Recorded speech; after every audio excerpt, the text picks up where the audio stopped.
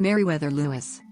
Meriwether Lewis, August 18, 1774, October 11, 1809, was an American explorer, soldier, politician, and public administrator, best known for his role as the leader of the Lewis and Clark expedition, also known as the Corps of Discovery, with William Clark. Their mission was to explore the territory of the Louisiana Purchase, establish trade with, and sovereignty over the natives near the Missouri River, and claim the Pacific Northwest and Oregon country for the United States before European nations. They also collected scientific data and information on indigenous nations. President Thomas Jefferson appointed him governor of Upper Louisiana in 1806. He died of gunshot wounds in what was either a murder or suicide, in 1809. Life and work. Meriwether Lewis was born in Albemarle County, colony of Virginia, in the present-day community of Ivy. He was the son of William Lewis, of Welsh ancestry, and Lucy Meriwether, of English ancestry. After his father died of pneumonia in November 1779, he moved with his mother and stepfather Captain John Marks to Georgia. They settled along the Broad River in the Goosebon community within the Broad River Valley in Wilkes County, now Oglethorpe County. Lewis had no formal education until he was 13 years of age, but during his time in Georgia he enhanced his skills as a hunter and outdoorsman. He would often venture out in the middle of the night in the dead of winter with only his dog to go hunting. Even at an early age, he was interested in natural history, which would develop into a lifelong passion. His mother taught him how to gather wild herbs for medicinal purposes. In the Broad River Valley, Lewis first dealt with American Indians. This was the traditional territory of the Cherokee, who resented encroachment by the colonists. Lewis seems to have been a champion for them among his own people. While in Georgia, he met Eric Parker, who encouraged him to travel. At age 13, Lewis was sent back to Virginia for education by private tutors. His father's older brother Nicholas Lewis became his guardian. One of his tutors was Parson Matthew Morey, an uncle of Matthew Fontaine Morey. In 1793, Lewis graduated from Liberty Hall, now Washington and Lee University. That year he joined the Virginia militia, and in 1794 he was sent as part of a detachment involved in putting down the Whiskey Rebellion. In 1795, Lewis joined the United States Army, commissioned as an ensign, an army rank that was later abolished and was equivalent to a modern-day second lieutenant. By 1800 he rose to captain, and ended his service there in 1801. Among his commanding officers was William Clark, who would later become his companion in the Corps of Discovery. On April 1, 1801, Lewis was appointed as secretary to the president by President Thomas Jefferson, whom he knew through Virginia society in Albemarle County. Lewis resided in the presidential mansion, and frequently conversed with various prominent figures in politics, the arts and other circles. He compiled information on the personnel and politics of the United States Army, which had seen an influx of Federalist officers as a result of midnight appointments made by outgoing President John Adams in 1801. When Jefferson began to plan for an expedition across the continent, he chose Lewis to lead the expedition. Meriwether Lewis recruited Clark, then age 33, to share command of the expedition. The expedition. After the Louisiana Purchase in 1803, Thomas Jefferson wanted to get an accurate sense of the new land and its resources. The president also hoped to find a direct and practicable water communication across this continent, for the purposes of commerce with Asia. In addition, Jefferson placed special importance on declaring U.S. sovereignty over the Native Americans along the Missouri River.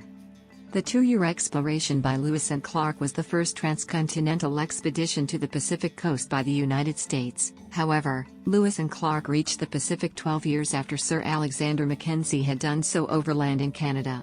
When they left Fort Mondan in April 1805, they were accompanied by the 16-year-old Shoshone Indian woman, Sacagawea, the wife of the French-Canadian fur trader, Toussaint Charbonneau. The Corps of Discovery made contact with many Native Americans in the Trans-Mississippi West and found them accustomed to dealing with European traders and already connected to global markets. After crossing the Rocky Mountains, the expedition reached the Oregon country, which was disputed land beyond the Louisiana Purchase, and the Pacific Ocean in November 1805. They returned in 1806, bringing with them an immense amount of information about the region as well as numerous plant and animal specimens. They demonstrated the possibility of overland travel to the Pacific coast. The success of their journey helped to strengthen the American concept of manifest destiny, the idea that the United States was destined to reach all the way across North America from Atlantic to Pacific. Return and gubernatorial duties. After returning from the expedition, Lewis received a reward of 1,600 acres, 6.5 square kilometers, of land. He also initially made arrangements to publish the Corps of Discovery journals, but had difficulty completing his writing. In 1807, Jefferson appointed him governor of the Louisiana Territory. He settled in St. Louis. Lewis' record as an administrator is mixed. He published the first laws in the Upper Louisiana Territory, established roads, and furthered Jefferson's mission as a strong proponent of the fur trade. He negotiated peace among several quarreling Indian tribes. His duty to enforce Indian treaties was to protect the western Indian lands from encroachment, which was opposed by the rush of settlers looking to open new lands for settlements. But due to his quarreling with local political leaders, controversy over his approvals of trading licenses, land grant politics, and Indian depredations, some historians have argued that Lewis was a poor administrator. That view has been reconsidered in recent biographies. Lewis's primary quarrels were with his territorial secretary Frederick Bates. Bates was accused of undermining Lewis to seek Lewis's dismissal and his own appointment as governor. Because of the slow-moving mail system, former President Jefferson and Lewis's superiors in Washington got the impression that Lewis did not adequately keep in touch with them. Bates wrote letters to Lewis's superiors accusing Lewis of profiting from a mission to return a Mandan chief to his tribe. Because of Bates' accusation, the War Department refused to reimburse Lewis for a large sum he personally advanced for the mission. When Lewis's creditors heard that Lewis would not be reimbursed for the expenses, they called Lewis's notes, forcing him to liquidate his assets, including land he was granted for the Lewis and Clark expedition. One of the primary reasons Lewis set out for Washington on this final trip was to clear up questions raised by Bates and to seek a reimbursement of the money he had advanced for the territorial government. The U.S. government finally reimbursed the expenses to Lewis's estate 2 years after his death. Bates eventually became governor of Missouri. Though some historians have speculated that Lewis abused alcohol or opiates based upon an account attributed to Gilbert Russell at Fort Pickering on Lewis's final journey, others have argued that Bates never alleged that Lewis suffered from such addictions and that Bates certainly would have used them against Lewis if Lewis suffered from those conditions. Freemasonry.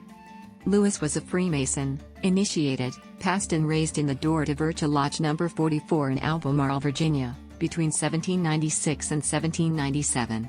On August 2, 1808, Lewis and several of his acquaintances submitted a petition to the Grand Lodge of Pennsylvania requesting dispensation to establish a lodge in St. Louis.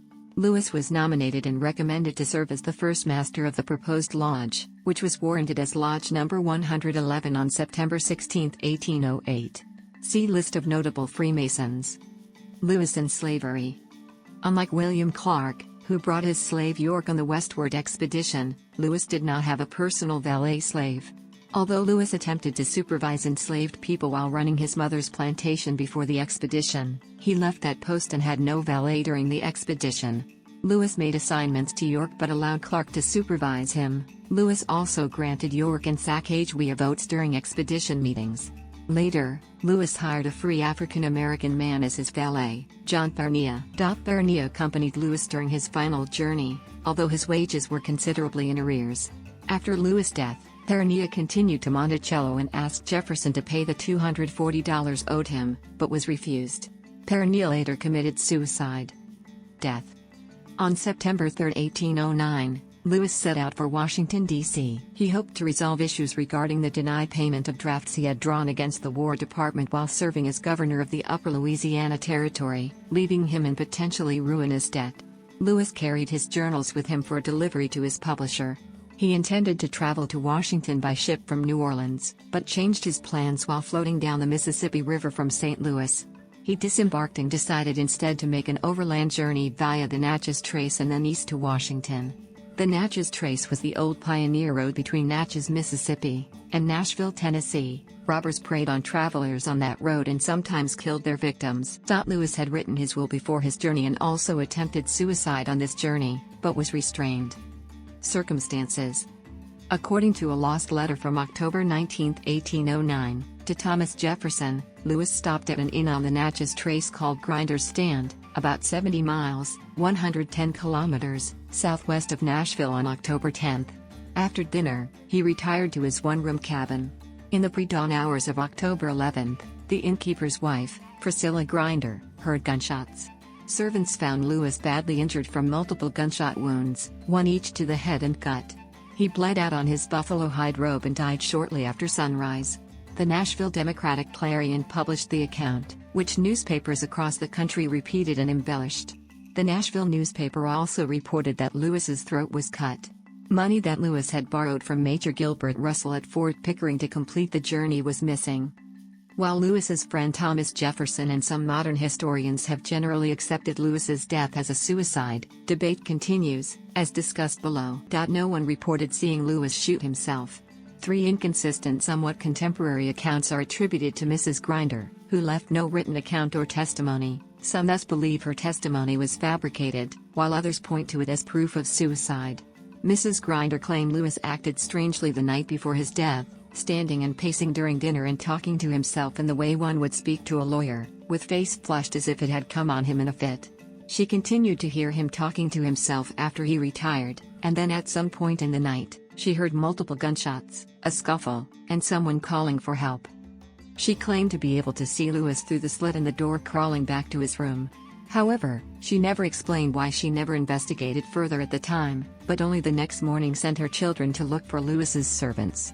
Another account claimed the servants found Lewis in the cabin, wounded and bloody, with part of his skull gone, but he lived for several hours. In the last account attributed to Mrs. Grinder, 3 men followed Lewis up the Natchez Trace, and he pulled his pistols and challenged them to a duel. In that account, Mrs. Grinder said that she heard voices and gunfire in Lewis's cabin about 1 a.m. She found the cabin empty and a large amount of gunpowder on the floor. Thus, in this account, Lewis's body was found outside the cabin. Lewis's mother and relatives always contended it was murder. A coroner's jury held an inquest immediately after Lewis's death as provided by local law. However, they did not charge anyone with murdering Lewis. The jury foreman kept a pocket diary of the proceedings, which disappeared in the early 1900s. When William Clark and Thomas Jefferson were informed of Lewis's death, both accepted the conclusion of suicide. Based on their positions and the never-found Lewis letter of mid-September 1809, historian Stephen Ambrose dismissed the murder theory as not convincing. Later analysis. The only doctor to examine Lewis's body did not do so until 40 years later, in 1848. The Tennessee State Commission, including Dr. Samuel B. Moore, charged with locating Lewis's grave and erecting a monument over it, opened Lewis's grave.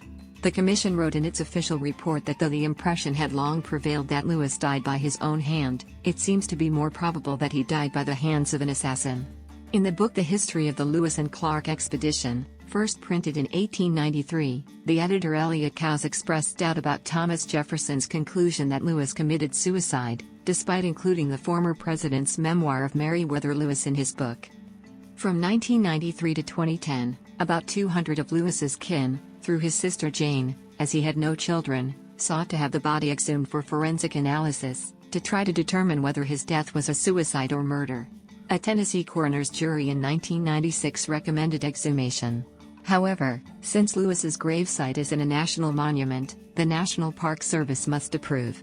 The agency refused the request in 1998, citing possible disturbance to the bodies of more than 100 pioneers buried nearby. In 2008, the Department of the Interior approved the exhumation, but rescinded that decision in 2010 after the change in administrations, stating that decision is final. It is nonetheless improving the gravesite and visitor facility. Historian Paul Russell Cutright wrote a detailed refutation of the murder-robbery theory, concluding that it lacks legs to stand on. He stressed Lewis's debts, heavy drinking, possible morphine and opium use, failure to prepare the expedition's journals for publication, repeated failure to find a wife, and the deterioration of his friendship with Thomas Jefferson. This refutation was countered by Eldon G. Chouinard, who argued for the murder hypothesis. Leading Lewis scholars Donald Jackson, J. H. Buckley, Clay S. Jenkinson and others, have stated that, regardless of their leanings or beliefs, the facts of his death are not known, there are no eyewitnesses, and the reliability of reports of those in the place or vicinity cannot be considered certain. Author Peter Stark believes that post-traumatic stress disorder may have been a contributor to Meriwether Lewis's condition after spending months traversing hostile Indian territory, particularly because travelers coming afterward exhibited the same symptoms. Memorials. The explorer was buried near present-day Hohenwald, Tennessee, near his place of death. His grave was located about 200 yards from Grinder's Stand, alongside the Natchez Trace. That section of the 1801 Natchez Trace was built by the U.S. Army under the direction of Lewis' mentor Thomas Jefferson, during Lewis' lifetime. At first, the grave was unmarked. Alexander Wilson, an ornithologist and friend of Lewis who visited the grave in May 1810, during a trip to New Orleans to sell his drawings, wrote that he gave the innkeeper Robert Griner money to erect a fence around the grave to protect it from animals. The state of Tennessee erected a monument over Lewis' grave in 1848. Lemuel Kirby, a stonemason from Columbia, Tennessee, chose the design of a broken column, commonly used at the time to symbolize a life cut short.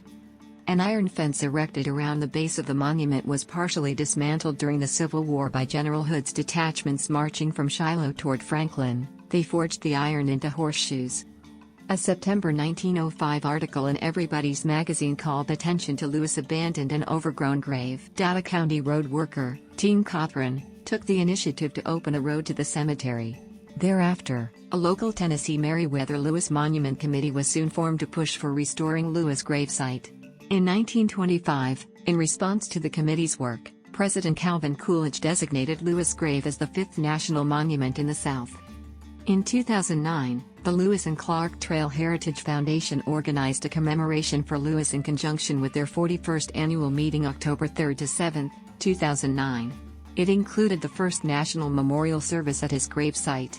On October 7, 2009, near the 200th anniversary of Lewis' death, about 2,500 people, National Park Service estimate, from more than 25 states gathered at his grave to acknowledge Lewis' life and achievements. Speakers included William Clark's descendant Peyton Bud Clark, Lewis' collateral descendants Hal Bowen and Tom McSwain, and Stephanie Ambrose Tubbs, Stephen Ambrose's daughter. Her father wrote Undaunted Courage, an award-winning book about the Lewis and Clark expedition. A bronze bust of Lewis was dedicated at the Natchez Trace Parkway for a planned visitor center at the gravesite area. The District of Columbia and governors of 20 states associated with the Lewis and Clark Trail sent flags flown over state capitol buildings to be carried to Lewis' grave by residents of the states, acknowledging the significance of Lewis' contribution in the creation of their states. The 2009 ceremony at Lewis' grave was the final bicentennial event honoring the Lewis and Clark expedition. Reenactors from the Lewis and Clark bicentennial participated, and official attendees included representatives from Jefferson's Monticello, Lewis and Clark descendants and family members, along with representatives of St. Louis Lodge No. 1, past presidents of the Lewis and Clark Trail Heritage Foundation, and the Daughters of the American Revolution, carried wreaths and led a formal procession to Lewis' grave. Samples of plants which Lewis discovered on the expedition were brought from the trail states and laid on his grave. The U.S. Army was represented by the 101st Airborne Infantry Band and its Army chaplain. The National Park Service announced that it would rehabilitate the site. Legacy. For many years, Lewis' legacy was overlooked, inaccurately assessed, and somewhat tarnished by his alleged suicide. Yet his contributions to science, the exploration of the western U.S., and the lore of great world explorers, are considered incalculable. 4 years after Lewis' death, Thomas Jefferson wrote. Jefferson wrote that Lewis had a luminous and discriminating intellect. William Clark's first son Meriwether Lewis Clark was named after Lewis. The senior Meriwether Clark passed the name on to his son, Meriwether Lewis Clark Jr. Captain Meriwether Lewis and Lieutenant, de facto co-captain and posthumously, officially promoted to captain in advance of the bicentennial, William Clark commanded the Corps of Discovery to map the course of the Missouri River to its source and the Pacific Northwest overland and water routes to and from the mouth of the Columbia River. They were honored with a 3-cent stamp July 24, 1954 on the 150th anniversary. The 1803 Louisiana Purchase doubled the size of the United States. Lewis and Clark described and sketched its flora and fauna and described the native inhabitants they encountered before returning to St. Louis in 1806. Coins. Both Lewis and Clark appear on the gold Lewis and Clark Exposition dollars minted for the Lewis and Clark Centennial Exposition. Among the early United States commemorative coins, they were produced in both 1904 and 1905 and survive in relatively small numbers. Postage stamps. The Lewis and Clark expedition was celebrated on May 14, 2004, the 200th anniversary of its outset, by depicting the two on a hilltop outlook. Two companion 37-cent USPS stamps showed portraits of Meriwether Lewis and William Clark. A special 32-page booklet accompanied the issue in 11 cities along the route taken by the Corps of Discovery. An image of the stamp can be found on Argo Online at the link in the footnote. Flora and fauna. The plant genus Lewissia, family Portulacaceae, popular in rock gardens and which includes the bitterroot, Lewissia rediviva, the state flower of Montana, is named after Lewis, as is Lewis woodpecker, Malingerpes lewis, and a subspecies of cutthroat trout, the West Slope cutthroat, Oncorhynchus clarkii lewisi. Geographic names. Geographic names that honor him include: vessels.